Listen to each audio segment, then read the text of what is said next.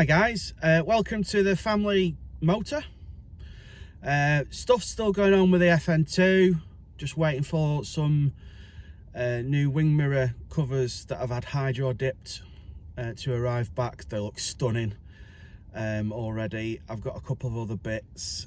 It's just time consuming waiting for stuff, so bit of maintenance on the family mobile. As you can see, I'm in the Hyundai i800 and come across something new in my driving experience. Never noticed it before, never seen it before, so this is something new. I'll show you what came up on the dashboard and then you can all go ooh.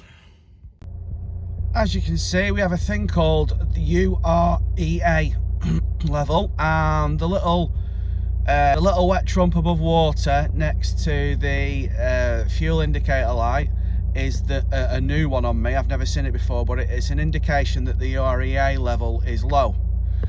For those of you that don't know what a Urea level is, it's not an additive. It is something that you put in next to the diesel fuel filler, and it puts the gases through the liquid and then out of the exhaust. It reduces your emissions. So this, believe it or not, is a 2.5 litre turbo, 168 brake horsepower, and it costs me half the amount in road tax that it does on the FN2.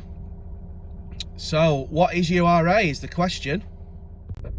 So basically the name for it is called Adblue.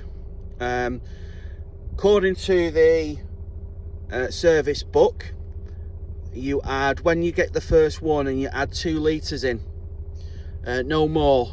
There is a second warning that comes on if you carry on driving it and do not add your 2 litres, and the second warning actually then tells you if you don't top it up and you need to put 4 litres in, then the car won't start. So once it runs out, the car is useless unless you top it back up.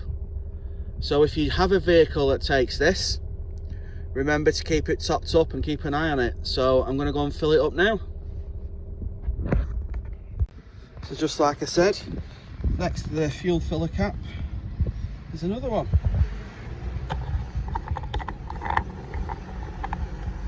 And it just pops in there and fill it with 2 litres. So there you go, fully topped up. You shouldn't really need to do it. It should be done on your service, but I don't think when we purchased the vehicle it was fully topped up. So the vehicle's nearly 3 years old and we've had it 8 months. So I don't think it was fully topped up when we purchased the vehicle. So basically what it does, the fumes go through it. The water is mostly deionized water with the URA mixed in with it, and the harmful gases go through the liquid and come out as separate nitrogen and water vapor. That's why you'll see out of some diesel vehicles nowadays there'll be a small puddle at the back near the exhaust when it's stationary. I get it from this. It's the water vapor from the Urea.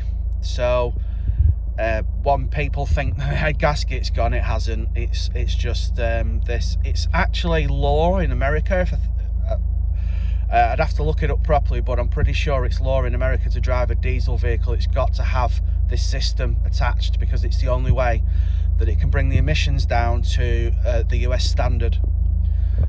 Pretty much the same as what they do here. That's why road tax on this is pretty cheap. So there you go. Quick top up a bit of the Urea, where it is on the Hyundai i800, and a little bit of information of what it actually does. Thanks for watching. See you soon with the FN2.